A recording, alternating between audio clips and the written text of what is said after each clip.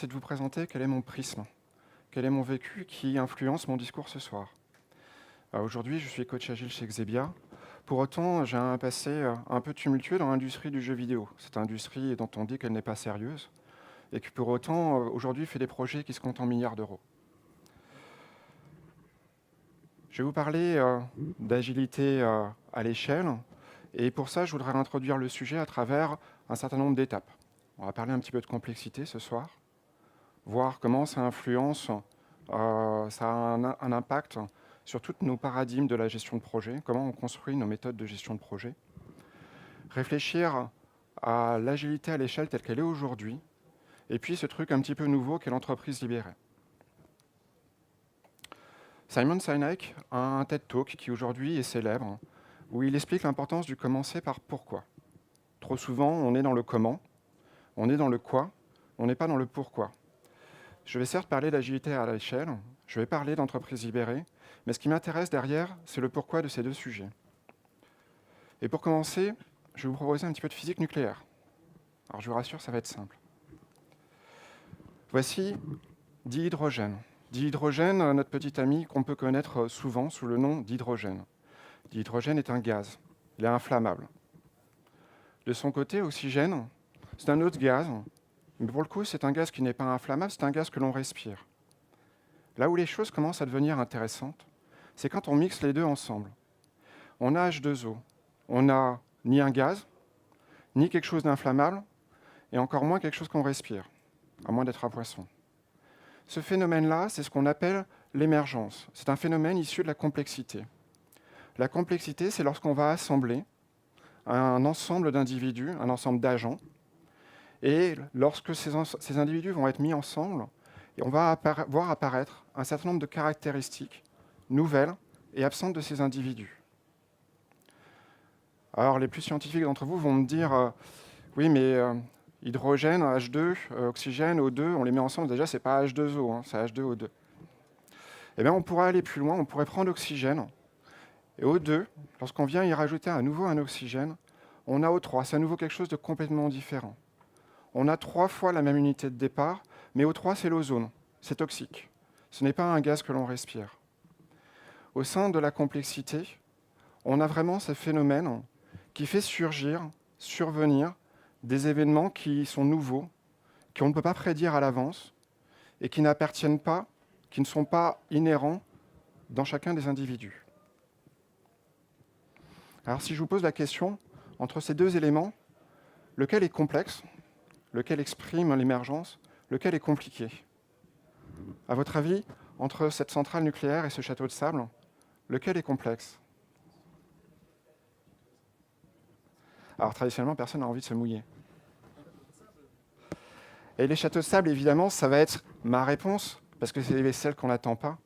En fait, pourquoi le château de sable? La centrale nucléaire, elle est compliquée dans le sens où c'est quelque chose dont on peut définir le comportement. On peut prédire comment vont se passer les choses. On peut l'étudier. C'est certes compliqué à décrire, mais pour autant, on sait ce qui va survenir. Le château de sable, ou plus précisément le tas de sable, c'est quelque chose dont on ne peut pas prédire comment il va se comporter. Ce tas de sable, lorsque je viens rajouter des petits grains de sable, à un moment donné, lorsque je rajoute un énième grain de sable, la structure s'écroule. Et la structure s'écroule sans que je sache dire à l'avance comment elle va s'écrouler et quel est cet énième grain de sable qui va déclencher l'avalanche.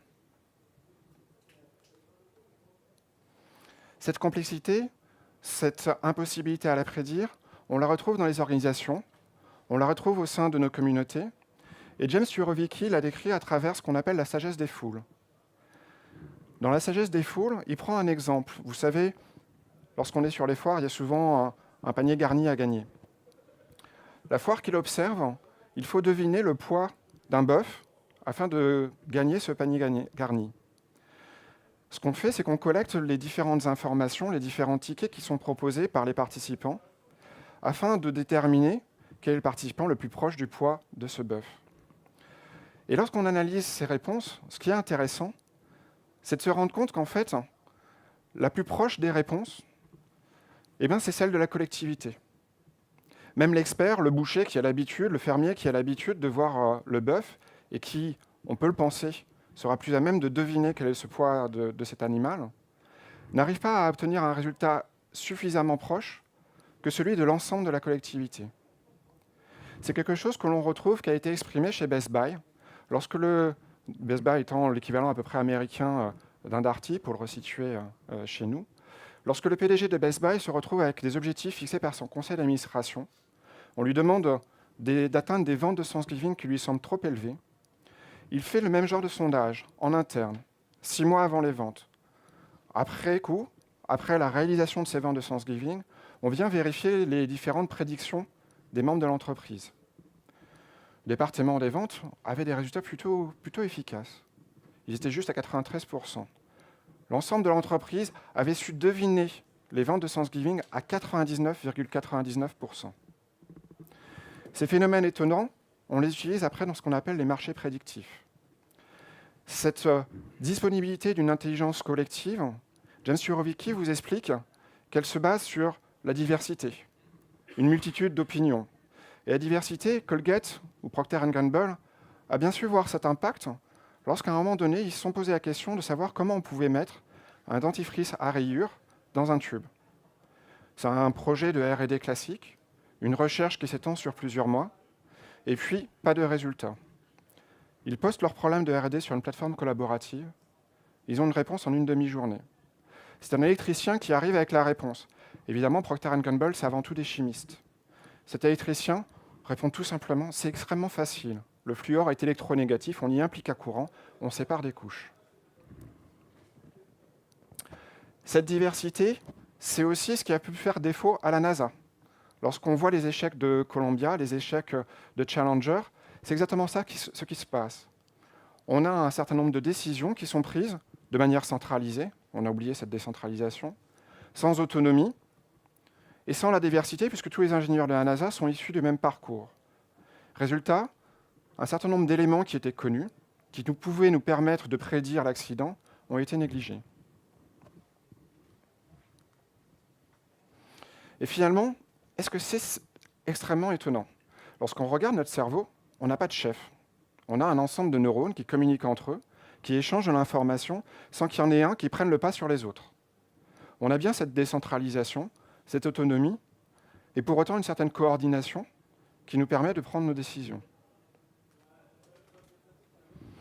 Ce qu'on vient de voir, l'importance de se poser les questions de pourquoi on va aller vers quelque chose et comment on peut définir ce qu'est la complexité, qu'on confond très souvent avec le compliqué. Et cette complexité, c'est l'apparition de caractéristiques absentes des individus, ce qu'on appelle l'émergence, des caractéristiques qu'on peut ensuite exploiter au sein de l'intelligence collective, qu'on peut utiliser en entreprise. Alors on va quitter la complexité et on va réfléchir à l'influence de celle-ci sur notre gestion de projet. La gestion de projet au cours du XXe siècle, et je vais faire un raccourci totalement honteux de l'histoire du management projet au XXe siècle, au départ c'est ça, c'est le taylorisme, le fordisme, c'est le travail à la chaîne. C'est un monde où l'objectif n'est pas de plaire au client, peu importe, il peut choisir la couleur tant que c'est noir. C'est un monde où la gestion de projet, nécessairement, va s'appuyer sur la prédictibilité.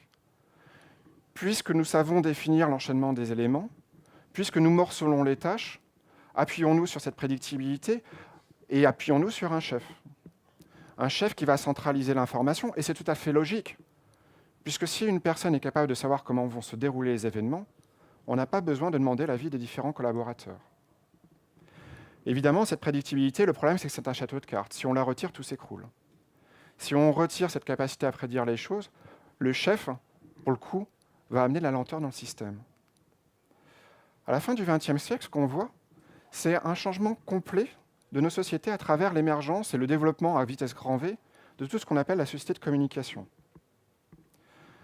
À l'époque de la mort d'Abraham Lincoln, il faut 12 jours pour que l'information parvienne en Europe.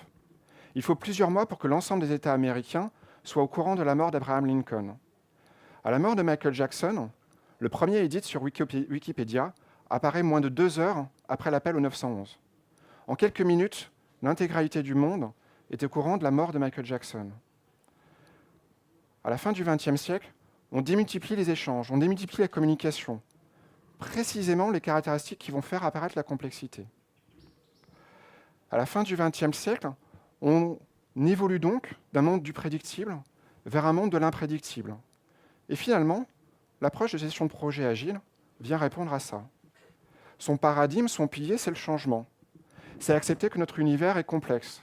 C'est accepter que nous allons avoir de la nouvelle information et qu'elle va arriver à vitesse grand V.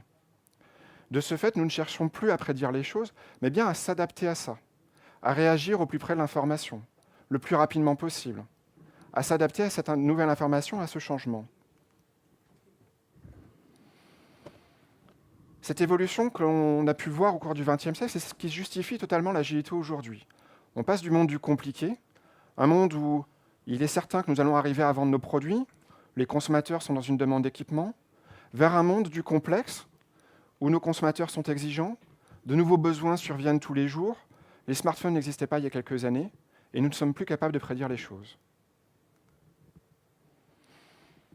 Si on regarde aussi la fin du XXe siècle, on a eu une expérience intéressante avec toute l'époque de l'émergence du Lean. Le Lean a été implémenté en réaction aux expériences qui ont été mises en place par Toyota dans toute l'industrie automobile en Europe et aux États-Unis. En grande partie, ça a été un échec. En grande partie, le Lean s'est traduit par cette image négative de la personne qui est derrière le collaborateur en train de mesurer ses actions, en train de chronométrer chacune de ses tâches. Et alors qu'on pensait avoir des gains phénoménaux, aujourd'hui, certaines entreprises bannissent le terme. Ce qui s'est passé, tout simplement, et Rabelais aurait pu vous le dire, c'est que nous avons fait tout simplement de la science sans conscience. Science sans conscience qui n'est que ruine de l'âme. On a implémenté le Lean, on a oublié la culture, on a mis en place des processus, on a mis en place des méthodes, et on a oublié que chez Toyota, il y avait toute une culture particulière par rapport à l'échec, une culture particulière par rapport à la qualité. Il ne s'agissait pas de mettre en place des méthodes, il s'agissait bien de donner la possibilité à l'ouvrier d'arrêter l'intégralité de la chaîne lorsqu'il détectait un défaut. Tous ces aspects culturels ont été oubliés. Et il est bien important de comprendre que lors d'une transformation, et ça a été évoqué déjà à de nombreuses reprises lors de cette journée, et notamment Yves Cazot a pu en parler ce matin lors de la keynote d'ouverture, la culture est extrêmement importante de manière à pérenniser nos pratiques. Une transformation qui ne s'appuie que sur la mise en place d'outils est un échec. Pour qu'elle puisse durer, elle doit aussi se poser la question de la culture. Reproduire un succès, ce n'est pas juste une question de méthode. C'est bien cultiver une approche différente et faire que même sans la méthode, les personnes vont être capables de s'adapter à la réalité du terrain, vont être capables de s'adapter au changement. Et maintenant, si l'on se dirige vers l'agilité à grande échelle, la façon dont on a construit nos différents frameworks, nos différentes opportunités, nos différentes façons de regarder l'agilité à l'échelle, que ce soit notamment à travers les plus populaires que sont l'approche de Spotify ou le modèle de framework proposé par SAFe, c'est une façon qui s'est construite par empilement de processus. Nous avions l'agilité de base, l'être agile, et on est venu y rajouter un certain nombre de processus pour être capable de contrôler quelque chose sur lequel on avait un nombre d'individus plus important. On parlait de 150 personnes pour diriger un projet. Et à travers l'expérience du modèle Feature Team de Spotify, on a venu rajouter des tribus, des squads. Avec SAFe, on a rajouté un Agile Release Train. On a rajouté un Release Planning de manière à coordonner les gens. Ce qu'on a fait tout simplement, c'est qu'on a rajouté du contrôle. Et le contrôle, ce que Dave Snowden explique à travers le modèle Cinefin, c'est que c'est une façon d'évoluer du complexe vers le compliqué. Dans son modèle Cinefin, il explique que notre environnement, c'est soit du simple, l'évidence, soit du compliqué, qui est prédictible, mais pour le coup, qui n'est évidemment pas évident, du complexe, dont on ne sait pas définir à l'avance ce qu'il va advenir, et du chaotique, pour le coup, qui est absolument reproductible et sur lequel les mêmes effets n'ont pas deux fois la même conséquence. Lorsque vous mettez hydrogène et O2 ensemble, vous aurez toujours H2E, et H2O, vous le savez a posteriori. Dans le chaotique, vous n'avez pas cette situation-là. Et on peut évoluer d'un domaine vers l'autre. Lorsqu'on vient rajouter du contrôle, on perd bien toute la complexité. Lorsqu'on vient rajouter du contrôle, finalement, ce qu'on fait, c'est qu'on va perdre l'émergence. On va perdre les caractéristiques de la complexité. On va perdre nos capacités d'innovation. Et on va aussi surtout perdre le sense and response de l'agilité. c'est la mort de la capacité d'adaptation. C'est la mort de notre capacité à accepter le changement, à le prendre en compte, à s'en inspirer pour être plus efficace. Les frameworks aujourd'hui d'agilité à grande échelle sont construits par empilement de processus. Ce faisant, on oublie finalement qu'on est en train de dévier non plus vers de l'agilité, mais vers du command and control classique. On est en train de perdre même ces caractéristiques qu'on voulait développer à l'échelle. On est en train d'évoluer vers un modèle qui peut certes être intéressant dans certains contextes, mais qui n'est plus totalement agile. Alors ce qu'il faudrait faire, c'est arriver à concevoir des méthodes qui nous permettent de grandir tout en restant réactifs au changement, qui nous permettent de grandir tout en gardant cette émergence. Alors pour ce faire, ce qu'on va chercher à obtenir, c'est arriver à bien garder une des forces de l'agilité, c'est qu'on n'a plus besoin d'un chef, parce que c'est suffisamment simple pour que notre framework, notre méthode, puisse être portée par chacun des individus. Et si notre façon d'agir, notre façon d'organiser notre projet est portée par l'ensemble des individus, eh bien, c'est bien notre capacité à réagir au plus près de l'action. C'est une capacité à réduire notre adaptation au changement. Alors évidemment, à grande échelle, le risque, c'est de devenir Shadok. C'est d'aller vers le chaotique. C'est de se perdre dans des discussions incessantes et ne pas arriver à s'aligner. En fait, la réponse à tout ça, elle est assez simple. C'est une question de culture. Et la culture, elle a ceci d'étonnant, c'est que lorsque vous prenez deux étudiants, vous les mettez dans New York le même jour, et vous leur demandez de se retrouver sans leur dire à quel endroit et à quel moment. Il y a de grandes chances qu'ils arrivent à se retrouver. Spontanément, ils vont se diriger vers Grand Central Station. Ils vont se diriger vers l'Infobooth. Et ils vont y aller à midi. Ça, c'est de la culture. De la culture qui va nous permettre de nous coordonner. L'agilité à l'échelle, le modèle d'agilité à l'échelle qu'il nous faudrait, est un modèle qui va rajouter de la culture pour nous aligner et qui va retirer des processus encore plus que ce qu'on pouvait avoir avant, de manière à gagner encore en capacité à accepter la complexité, en capacité à faire preuve d'émergence.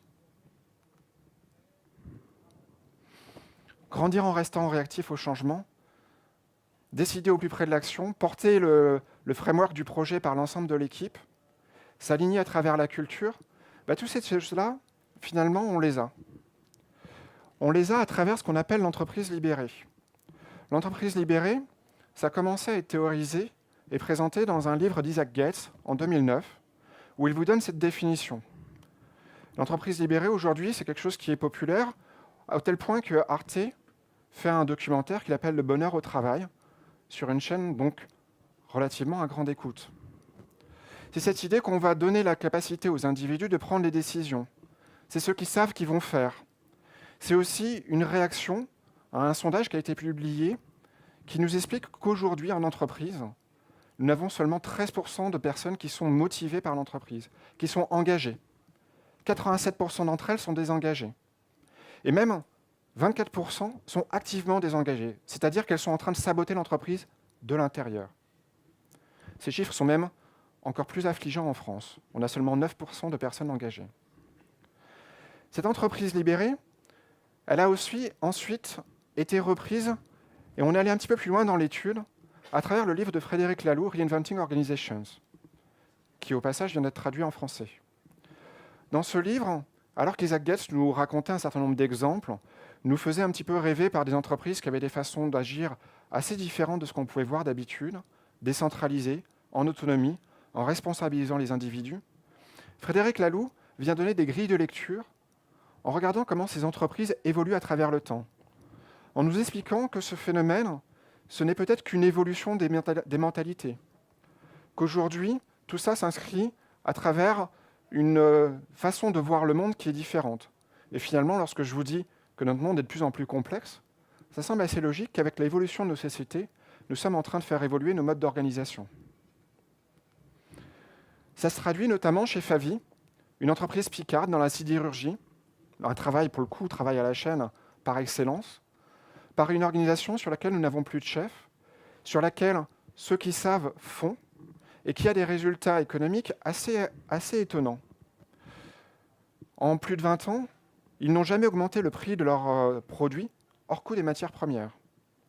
Cette entreprise picarde, d'à peu près 400 employés, exporte en Chine. Elle sous-traite pour l'industrie automobile, elle fabrique des fourches pour cette industrie automobile, elle est capable d'exporter en Chine. En 25 ans, elle n'a jamais été en retard sur une livraison. Ça fait un petit peu rêver lorsqu'on est dans le monde de l'IT. Alors cet exemple de Favi, on vous le ressort assez souvent lorsqu'on parle d'entreprises libérées. Et ils ne sont pas seuls. Toutes les entreprises sur ce slide sont des entreprises libérées. Et c'est des entreprises qui sont dans des mondes, dans des univers totalement différents. Morningstar, c'est 80% du traitement de la tomate aux États-Unis. Il y a de fortes chances que si vous avez été aux États-Unis, vous avez pu manger une pizza, utiliser un condiment qui avait été traité par Morningstar. L'USS Santa Fe, c'est un sous-marin nucléaire. Ce sous-marin nucléaire, lorsque le commandant Marquet en prend le commandement, c'est le dernier de la flotte. À la fin de son commandement, il est le premier de l'US Navy.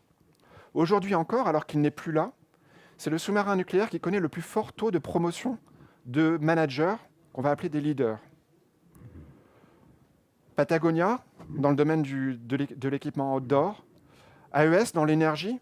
AES, on parle de dizaines de milliers d'employés. On parle d'entreprises qui est multinationale, avec des usines partout dans le monde. Des usines parfois qui ont été rachetées et que petit à petit on a libérées. The Richards Group, c'est un groupe qui est dans la publicité. Harley-Davidson, qui s'est totalement libéré avec des syndicats, dans un contexte que l'on peut penser assez difficile. Valve dans l'industrie du jeu vidéo.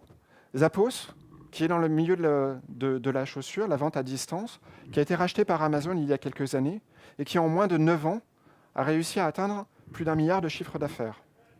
Et Zappos, ce que vous voyez d'étonnant, c'est qu'alors qu'ils se posent comme étant un acteur de l'e-business, dans leur logo, on voit déjà Powered by Service. Et j'y reviendrai, ce Powered by Service, ils le pensent vraiment, ils le vivent vraiment. Alors, comment ça fonctionne tout ça ? Je vais vous raconter une petite histoire. Je vais vous faire revenir en enfance. Tom Sawyer, ce gentil chenapan, garnement, une fois de plus, se retrouve puni. Un bel après-midi d'été, il faut qu'il repeigne à la chaux une immense palissade. Il commence à peindre, et puis ses camarades défilent, pour lui proposer, bien entendu, d'aller pêcher. Il reste concentré sur la peinture de sa palissade. Au bout d'un moment, son ami commence à lui dire « Dis donc, Tom, ça a l'air intéressant ce que tu fais, tu me laisses essayer ?» « Ah non, je ne peux pas, tu te rends compte, c'est un travail d'expert. On ne peut pas faire ça n'importe comment. On compte sur moi. Ah, allez, Tom, laisse-moi essayer. » Quelques minutes plus tard, l'ensemble de ses camarades a défilé. Tom est confortablement installé dos à un arbre, en train de manger une pomme, en train de jouer avec les billes et les différents cadeaux que lui ont donnés ses camarades pour avoir le privilège de peindre. Et il a réussi à ne pas effectuer cette punition, à ne pas effectuer ce travail. Ce qui se passe, en fait, et Dan Pink l'exprime très bien à travers un livre qui s'appelle « La vérité sur ce qui nous motive », c'est que Tom Sawyer a développé la motivation intrinsèque de ses camarades.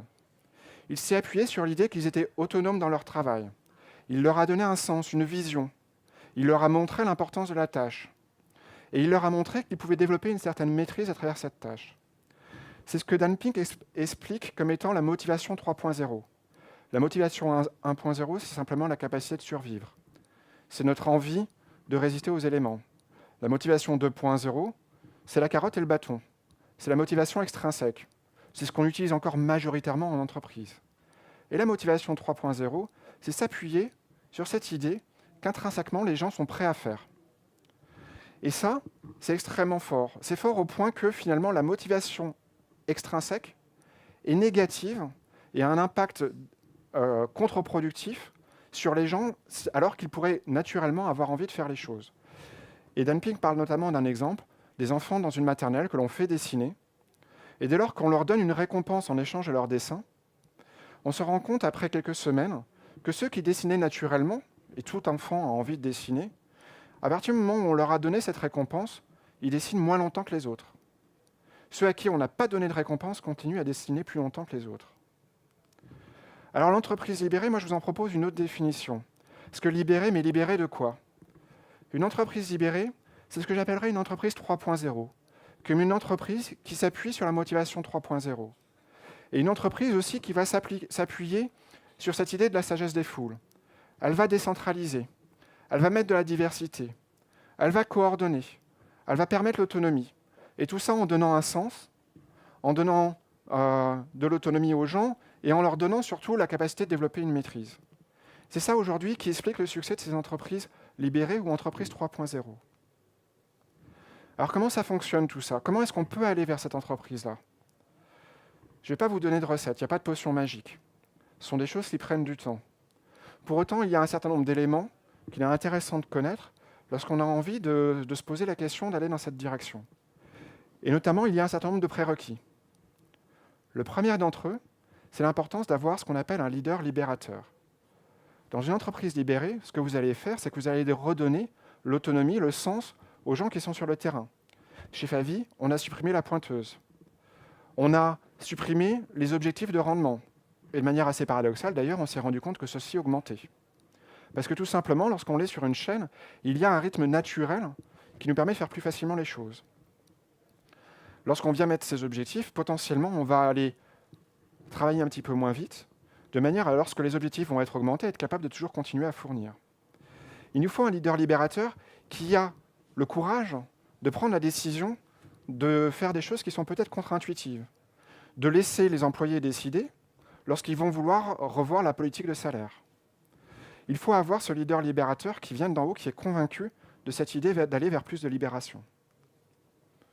Autre élément extrêmement important, c'est d'avoir une transparence de l'information. Et Stan Richards, du Richards Group, dit que l'information importante dont vous devez vous assurer qu'elle est partagée auprès de vos employés, c'est celle dont ils n'ont pas besoin. Celle dont ils n'ont pas besoin parce que c'est de celle-ci que vous avez le plus de chances d'avoir de l'émergence.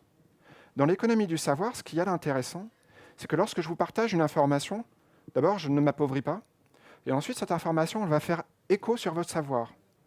Elle va susciter une information nouvelle, triviale peut-être, mais peut-être aussi quelque chose d'extrêmement enrichissant.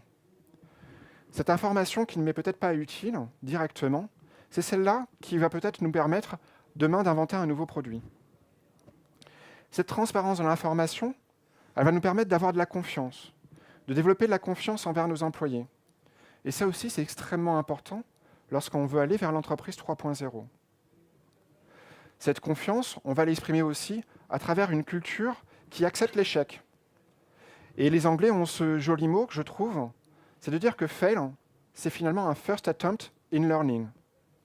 C'est une étape vers de l'apprentissage. C'est une étape vers de l'amélioration. Alors en France, la culture de l'apprentissage, la permissivité de l'échec, elle est assez faible. Dans une entreprise libérée, c'est extrêmement important. Un autre élément qui m'a toujours un petit peu chagriné, c'est que si l'on en croit la conduite du changement de Kotter, lorsqu'on veut vouloir transformer les organisations depuis l'intérieur, il est important d'avoir un sentiment d'urgence. Kotter l'illustre à travers cette histoire de pingouins qui voient leur banquise fondre. Et puis, comment est-ce qu'on va gérer le fait que notre environnement est en train de changer? Comment est-ce qu'on va pouvoir sortir d'un contexte confortable et aller réagir et s'adapter à ce changement? Et Kotter a toujours mis en avant, dans la première de ces 8 étapes de la conduite du changement, l'importance de créer ce sentiment d'urgence. Et en fait, j'ai trouvé quelque chose d'assez intéressant à travers l'expérience d'HCL Technologies. Ils font cet exercice qu'ils appellent le miroir-miroir. C'est le miroir de Blanche-Neige. Miroir, miroir, dis-moi qui est la plus belle. Miroir, renvoie-moi la réalité. Je vais faire l'exercice de regarder dans ce miroir quelle est ma situation actuelle. Est-ce que la situation actuelle, elle est aussi rose que je le pense? Et chez HCL Technologies, lorsqu'ils décident d'aller vers l'entreprise 3.0, en fait, ils se rendent compte qu'alors qu'ils sont en croissance, finalement, ils croient moins vite que leurs concurrents. Qu'alors qu'ils sont innovants, eh bien, ils innovent moins vite que leurs concurrents. Et tout ça, ça leur fait prendre conscience de la nécessité d'évoluer. Pas de recette, mais quelques prérequis. Et ces prérequis se répondent les uns vers les autres. Le leader libérateur qui va piloter la transformation, qui va être crédible dans l'autonomisation des gens, et pardonnez-moi le mot parce qu'il n'est pas très beau. La transparence de l'information qui nous permet de la confiance. Cette culture de l'apprentissage, la permissivité de l'échec, qui fait que si l'ouvrier, la personne qui est sur le terrain, à qui je vais avoir délégué la capacité de prendre la bonne décision, parce qu'elle est face au contexte, si elle se trompe, ce n'est pas bien grave. Je vais réagir, pivoter et m'adapter à ça. Et puis, une forme de prise de conscience de la réalité qui va nous pousser vers du changement. L'entreprise libérée, on voit aussi qu'il y a un certain nombre d'erreurs d'interprétation. Et la première erreur d'interprétation, c'est de penser qu'il puisse y avoir une recette. Une erreur d'autant plus facile à faire qu'il existe une entreprise qui s'appelle Holacracy et qui a défini un modèle pour aller vers l'entreprise libérée. Mais la recette, vous le savez bien, lorsque vous êtes en train de monter votre meuble Ikea, 20 minutes, 2 personnes, 3 heures après, avec l'ensemble de l'entreprise, enfin de l'entreprise familiale, qui s'est mise à la construction, on se rend bien compte que finalement, cette recette n'était peut-être pas si évidente que ça. La recette, elle oublie toujours le contexte. Elle oublie toujours la réalité du terrain. Et lorsqu'on veut aller vers quelque chose qui finalement cherche à répondre au changement de notre univers, il est impossible de prédire les choses. Il est impossible de définir une recette qui va nous dire comment nous aligner, comment nous organiser. Une autre erreur d'interprétation ou un biais dans lequel on pourrait tomber, c'est de penser que lorsqu'on va aller vers une entreprise 3.0, on est libre, et on est libre de notre environnement. Et AES en a fait la douloureuse expérience. Alors dans son livre, Frédéric Laloux vous dit qu'AES aujourd'hui, c'est plus une entreprise libérée. La bonne nouvelle, c'est qu'ils sont encore une entreprise libérée. Mais effectivement, à l'époque du scandale Enron, AES dans l'énergie s'est retrouvé confronté à une perte de confiance envers ce secteur. Et du coup, les banques ne prêtaient plus. Ils avaient fait quelques investissements hasardeux envers des pays d'Amérique du Sud, et d'un seul coup, ils n'avaient plus de liquidité pour financer. Le cours de leur action est passé de $70 à $1. Ils ont su se réinventer, ils ont su remettre du contexte, ils ont su savoir comment communiquer envers leur marché, envers leurs actionnaires, prendre compte de la législation et réorganiser toute leur communication financière en la reprenant à plusieurs reprises pour être encore plus transparents, pour développer encore plus de confiance. Et ils ont su faire ça sans renier leur modèle. Une dernière erreur d'interprétation, c'est peut-être celle qu'est en train de vivre Zappos. Et je le dis avec un énorme respect pour eux. Un énorme respect parce que quand je vous dis qu'ils ont la qualité du service au cœur de leur démarche, je les ai contactés. Je les ai contactés et j'ai réussi en 2-3 jours à avoir l'email du PDG et à pouvoir échanger, non pas directement avec lui parce qu'il n'avait pas le temps, mais avoir son retour directement, de dire à un de ses collaborateurs proches, vas-y, réponds à cette personne, il a des questions intéressantes. Et ça, aujourd'hui, les entreprises qui ont ce genre d'attitude, je pense qu'il n'y en a pas beaucoup. Les entreprises, vous pouvez les contacter vers leur service client.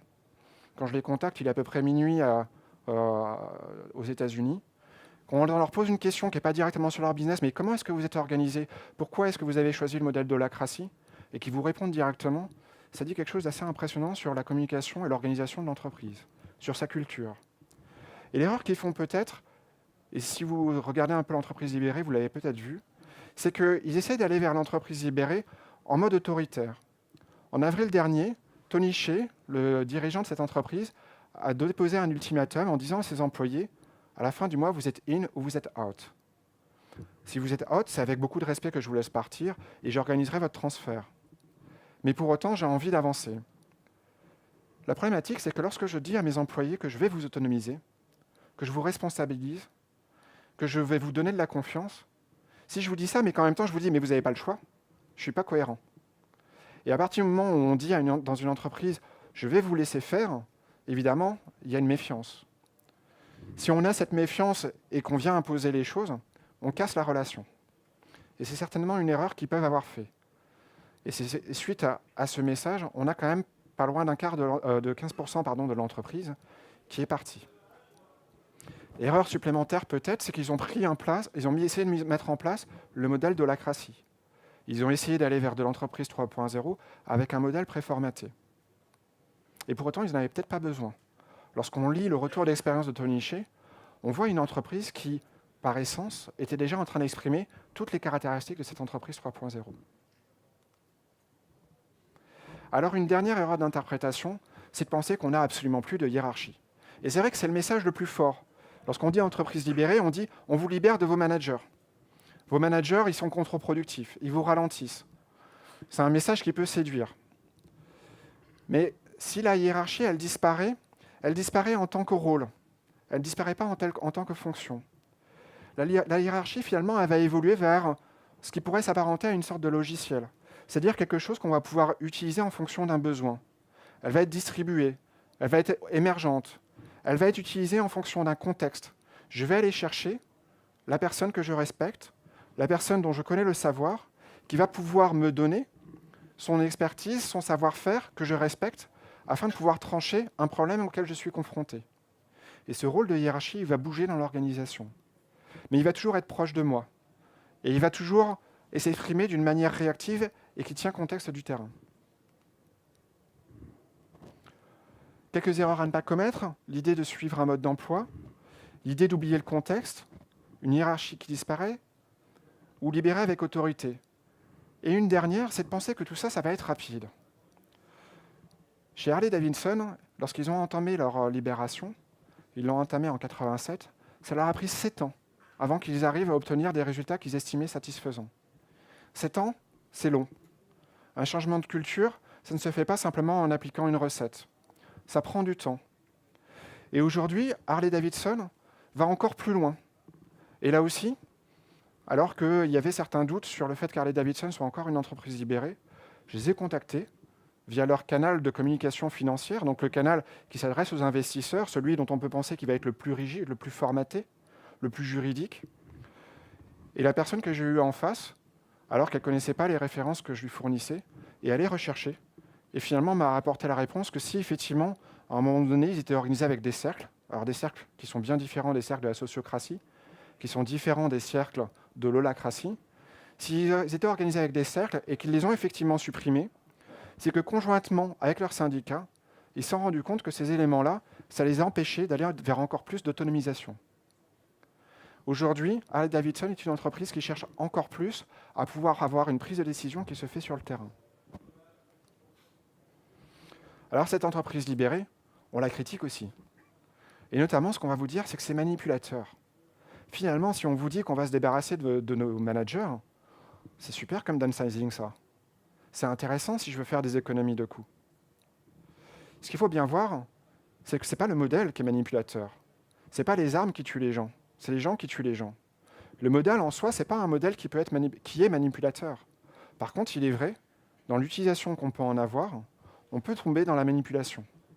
C'est en tout cas pas du tout l'état d'esprit de toutes les entreprises que j'ai pu vous présenter. On va vous dire aussi, mais dans ces entreprises-là, si on libère, si on permet d'autonomiser les gens, si on a la décision plus proche du terrain, on n'a plus de contrôle. C'est un risque énorme. En fait, pas du tout. Parce que si vous vous rappelez, on a la transparence de l'information, on a la confiance. Et finalement, on a le contrôle de Rousseau, on a le pacte social. On a cette idée que nous avons tous une conscience et que, au regard de nos pairs, alors qu'on travaille en petits groupes, on va se contrôler tout simplement nous-mêmes.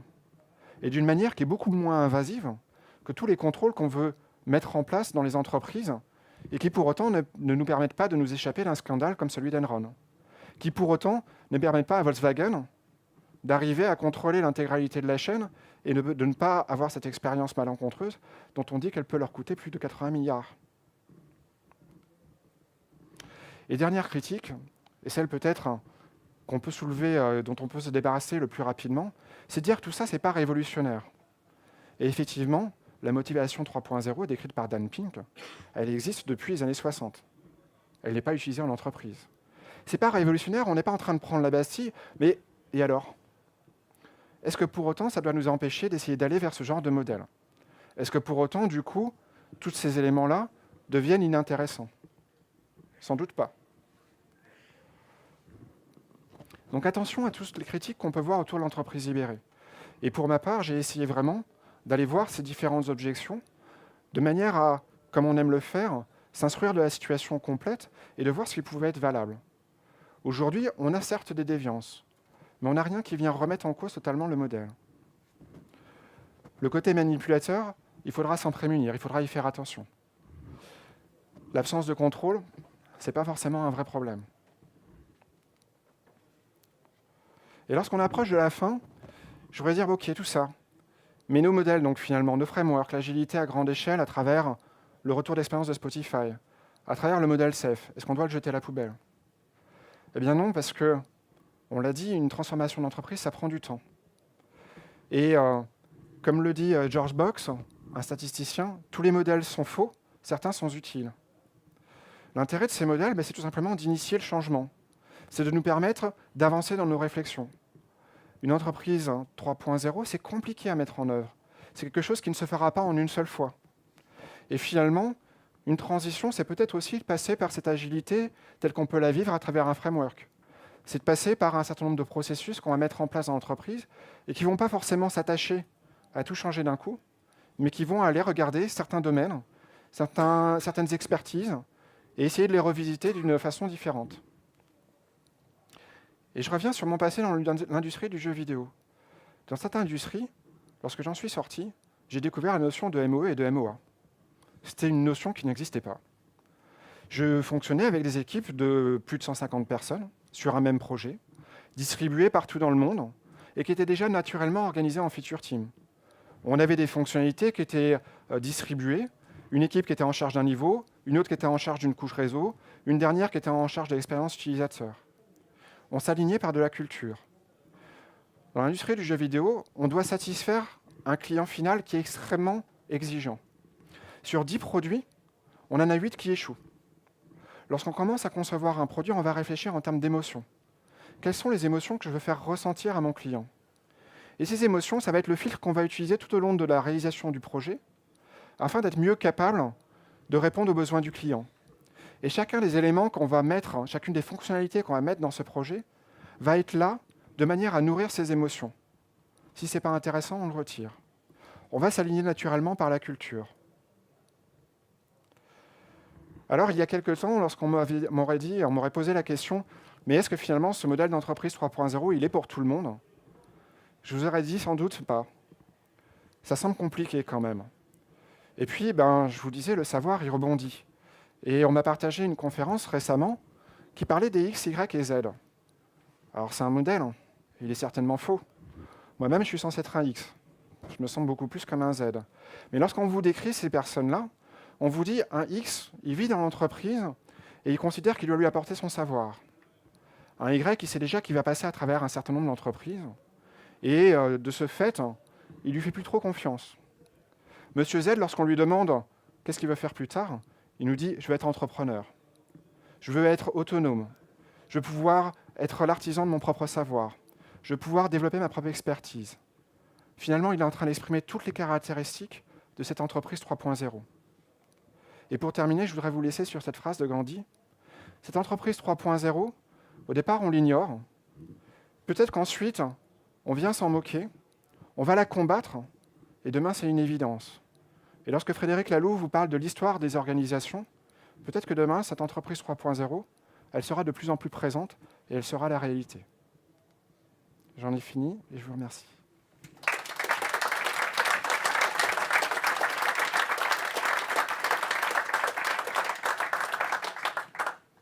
Est-ce que vous avez des questions ?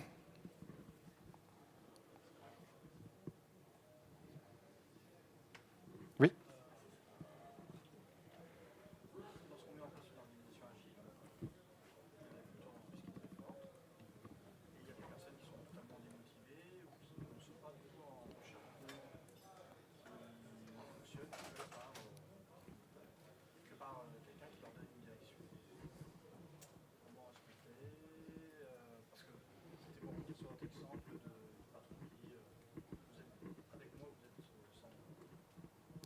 Donc la question, c'est, dans les entreprises, on a effectivement très souvent des gens qui sont démotivés, qui n'ont pas envie d'y aller. Et comment est-ce qu'on va gérer ces personnes-là ? Comment est-ce qu'on va faire ? En fait, si on regarde ces personnes-là, elles ont bien de la motivation intrinsèque. Elles sont certainement très investies en dehors de l'entreprise. Elles sont peut-être en train d'apprendre la guitare alors qu'elles ne deviendront jamais une rockstar. Par contre, elles ont un sens. Elles ont une vision qui leur dit que je fais de la guitare parce que finalement, ça me plaît d'avoir ce plaisir-là. Je peux développer une certaine expertise. Je ne serai jamais Jimi Hendrix, mais je peux essayer de m'améliorer. Ces personnes-là, dans les entreprises, aujourd'hui, ce qui leur manque, c'est tout simplement ça. Et ce qu'il faut commencer à faire, c'est de remettre cette motivation intrinsèque. C'est de partager la vision de l'entreprise. Et lorsqu'on va voir sur les sites de toutes ces entreprises que j'ai pu citer, la vision de l'entreprise, vous la trouvez. Elle est forte. Et ce n'est pas juste un discours qu'on est en train de mettre tout simplement pour satisfaire des investisseurs ou une nouvelle mode qui dit que l'entreprise doit avoir des valeurs. Lorsque Zappos vous dit « Powered by Service », vous le voyez, moi je l'ai vécu, je l'ai vu concrètement. Et d'ailleurs, dans son livre, Tony Hsieh, à un moment donné, dit « J'ai hésité un moment à vous partager cette anecdote, mais parce que je me suis dit, qu'est-ce qu'on va faire? Est-ce qu'on ne va pas solliciter mon service client à l'outrance?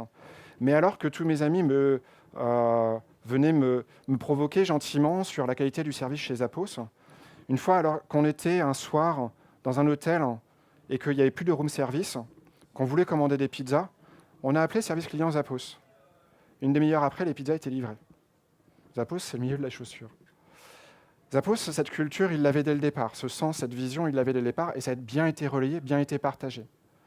Alors encore une fois, ce n'est pas donner une recette, mais par contre, essayer de redonner ce sens, de permettre de développer de la maîtrise, et de donner de l'autonomie aux gens, ça peut aider.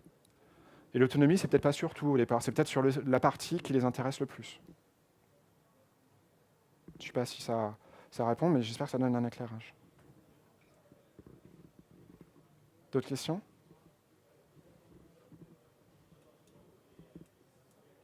Je vous effraie? Est-ce que tu peux juste revenir sur le premier slide, s'il te plaît? Le tout premier? Ah.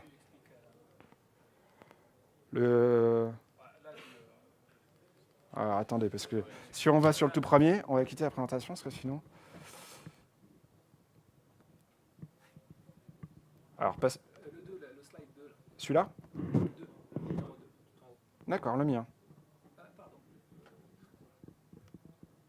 Là, en fait, où tu expliques l'indépendance, le côté, la décentralisation. Ah, c'est celui-là. C'est celui... Alors, je vous invite à le lire, hein, et je vous repartagerai, je vous remettrai les différentes références bibliographiques à la fin. Celui-là s'inspire énormément de tout ce qui s'appelle la sagesse des foules, qui a été décrit par James Surowiecki. Ces éléments-là, en fait, c'est ce qu'il a pu constater, qu'il a pu étudier à travers un certain nombre de cas de recherche, comme étant les éléments indispensables pour permettre l'expression de ce qu'on appelle la sagesse des foules. La sagesse des foules, c'est aussi cette idée que on constate en fait quand on a une ville, que quand cette ville croît, on a plus d'innovation. Dans une entreprise, quand l'entreprise croît, on a moins d'innovation. On n'arrive pas à s'appuyer sur le fait que plus de personnes, c'est plus de savoir normalement. Si on fait des projets, c'est bien parce que 1 + 1 égale 3. Si on a des équipes projets, c'est bien pour ça. Ce que dit James Surowiecki, c'est qu'on a besoin, pour bien permettre l'expression de toutes ces caractéristiques-là, de la décentralisation. Donc on va aller vers le terrain, on va aller au plus proche de l'action. On a besoin d'une certaine indépendance, c'est-à-dire qu'on ne veut pas s'influencer les uns les autres. Si moi, chef, je vous dis, je pense comme ça, mais je vais quand même écouter ce que vous me dites. Ah, évidemment, vous allez avoir du mal à vous exprimer. La diversité, c'est tout simplement se nourrir de plus d'informations, et c'est quelque chose qui va accentuer tout ce qui est complexité, qui va accentuer l'apparition de nouvelles caractéristiques. Et enfin, la coordination, évidemment, quand on a plein de personnes, comment on fait? Et la coordination, et James Surowiecki vous le dit aussi, c'est la culture. C'est ce qui fait que nos 2 étudiants lâchés dans New York arrivent à se retrouver. Ça reprend, ça a réexpliqué, quoi. Ouais. Oui.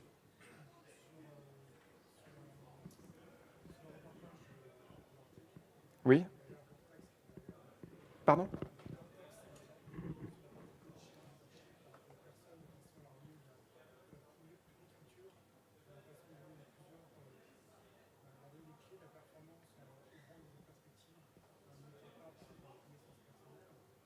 Alors, je suis désolé, je ne vous entends pas bien.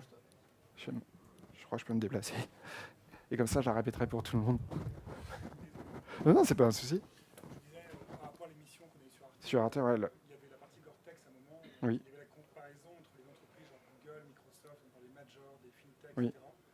Et on parlait aussi de la vue en fin de compte, de Gore-Tex d'avoir mis des coachs et du leadership en place, Oui. de façon à générer directement générer de la connaissance et de la capacité aux gens d'être pluridisciplinaires par rapport à toutes sortes de situations. Oui. Et de générer du business, et générer carrément des nouveaux marchés. Oui. Simplement pour avoir mis des gens en autonomie totale, avec la capacité d'aller voir les uns et les autres, de pouvoir accompagner ce mouvement-là, Oui. qui était comparé justement au mouvement de Google, où on avait dit, voilà, 25% de votre temps, on vous laisse libre, et finalement ce truc-là n'a pas marché. Donc est-ce que l'entreprise libérée non plus, c'est pas une façon de montrer qu'en fait les gens ont la capacité personnes ou l'entreprise à créer et générer de la richesse sur des capacités propres qu'ils n'ont pas forcément au début, mais qui génèrent au fur et à mesure de leur vie dans l'entreprise.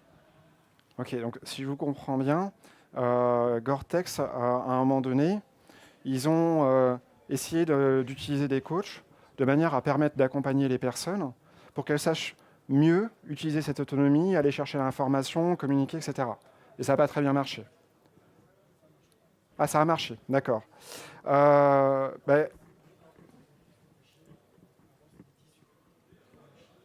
Oui, oui. Et effectivement, alors Gore-Tex, dans ces entreprises libérées, certaines se sont libérées, ont changé. Gore-Tex, c'était dans leur ADN dès le départ. Dès le départ, ils sont construits par rapport à ça.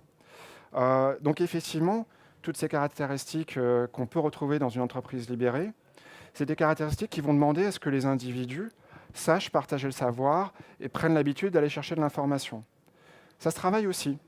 Ça se travaille aussi, et notamment, je pense que ça a été très bien fait dans le sous-marin nucléaire du commandant Marquet, parce que l'approche qu'il a développée, c'est ce qu'il appelle une approche de leader-leader. Et en fait, ce qu'il dit, c'est que tout simplement, alors qu'on est bien entendu dans une structure hiérarchique très forte, il n'a pas retiré la chaîne de commande militaire, je vais demander aux gens de prendre les décisions en disant « I intend to ». J'ai l'intention de faire ça. Donc moi, en tant que chef, je me retire de la décision. Je vais demander aux différentes personnes dans mon entreprise, dans mon sous-marin nucléaire, d'exprimer leurs intentions. Et de cette manière, je sais ce qu'elles cherchent à faire. Et en même temps, je leur permets de monter en compétences. Parce que quand je suis subalterne et que je prends la décision du chef, en annonçant que j'ai dans l'intention de faire ça, finalement, je suis déjà en train de me projeter dans le rôle supérieur. C'est ça qui, derrière, a fait qu'aujourd'hui, ils ont le plus fort taux de promotion de nouveaux commandants de la flotte de l'US Navy. Et que ça reste et que ça perdure. En fait, cette petite astuce, tout simplement de dire, voilà, j'annonce ce que je vais faire, du coup, je le partage avec l'ensemble du groupe, et je me projette dans un rôle qui n'est pas le mien, qui est le rôle de celui qui doit décider, et ça va me permettre de mieux partager mon savoir. Ça va me permettre de grandir. Et dans les anecdotes que raconte le commandant Marquet, c'est qu'au tout début, à un moment donné, dans un exercice militaire, pour ajouter un petit peu de stress dans le sous-marin nucléaire, il demande aux gens d'avancer avec une allure un peu plus soutenue. Ce qu'ils ne savaient pas, parce qu'il venait d'être transféré sur ce sous-marin nucléaire à la dernière minute, et que ce sous-marin nucléaire n'était pas de la classe pour laquelle il avait été formé, c'est que l'allure qu'il demandait n'existait pas sur ce sous-marin-là. Et pour autant, il y a toute une chaîne de commandes qui vient relayer l'information, et sur le terrain, la personne commence à essayer de mettre en œuvre l'ordre. Et puis à la fin, il y a quelqu'un qui ne fait rien. Alors le commandant dit « Mais qu'est-ce qui se passe? Pourquoi vous ne faites pas ?» Commandant, sauf mon respect, il n'y a pas d'allure 3/4 sur ce sous-marin. Pourquoi vous avez relayé l'information? On pensait que vous aviez peut-être un savoir à l'US Navy secret, spécialement pour les commandants, et que nous n'avions pas. À la fin de la transformation, alors qu'il donne un ordre d'aller en avant pour récupérer des marines d'un exercice de sauvetage, son second vient le contredire. Sauf mon respect, mon commandant, non, marche arrière toute. Non, en avant. Il faut qu'on aille au point de contact. Et puis il y a un temps de réflexion et il se rend compte qu'en fait, il est en train de regarder la carte et que sur la carte, il n'y avait pas l'orientation du sous-marin. Et le sous-marin était effectivement positionné à l'inverse. C'était bien en marche arrière toute qu'il fallait faire. Et il a réussi à obtenir ça parce qu'au fur et à mesure, il a appris aux gens à donner leurs intentions, à prendre leur autonomie et à être clair dans ce qu'il fallait faire. Alors, c'est peut-être pas une réponse complète, mais enfin, ça donne peut-être quelques directions.